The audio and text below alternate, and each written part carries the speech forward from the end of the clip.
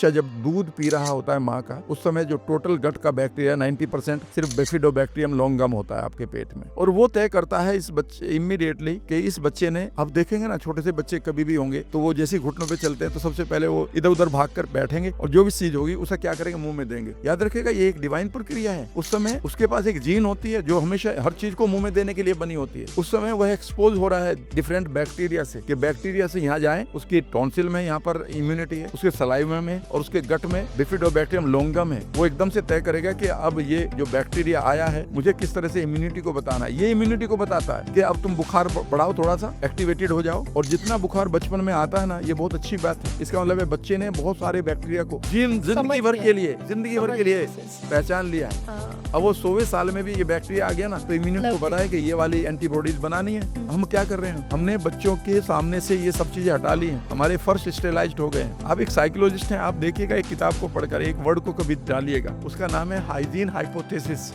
उसमें ये पाया गया है कि जो बच्चे गंदगी में पले बड़े हुए हैं, जिनके घर में एक ही टावल है, जो एक ही घर में खाना एक ही साथ सोते हैं, वो कई बार उनके नाखून भी नहीं काट रहे जाए, याद रखिएगा उनको कोई बीमारी नहीं है। और जिन बच्चों को हाईली स्टेलाइज्ड रखा गया है, माँ बाप को आजकल इतने ओसीडी भरे पड़े हैं कि वो 100 बार तो खुद ही हाथ धो रहे हैं। तो ऐसे में बच्चों के पास इतनी ज्यादा सफाई दे दी है कि these are the children. I mean David ट्रेकन नाम के डॉक्टर ने ये पाया कि 17,000 बच्चों को जब देखा, ये वो बच्चे थे जिनको कैंसर, जिनको मोटापा, जिनको एलर्जी, जिनका मूड खराब, जिनका ऑटो इम्यून डिजीज बचपन में ही हो रही है, जिनको डायबिटीज 1 आ रही है टाइम से पहले, ये वो बच्चे हैं क्योंकि इनकी इम्यूनिटी कंप्लीट कंफ्यूज होकर मार रही है बीटा सेल्स को पैनक्रिया के, क्योंकि वो साफ एनवायरनमेंट में बड़े हुए हैं। क्योंकि वो साफ एनवायरनमेंट में बड़े हुए हैं।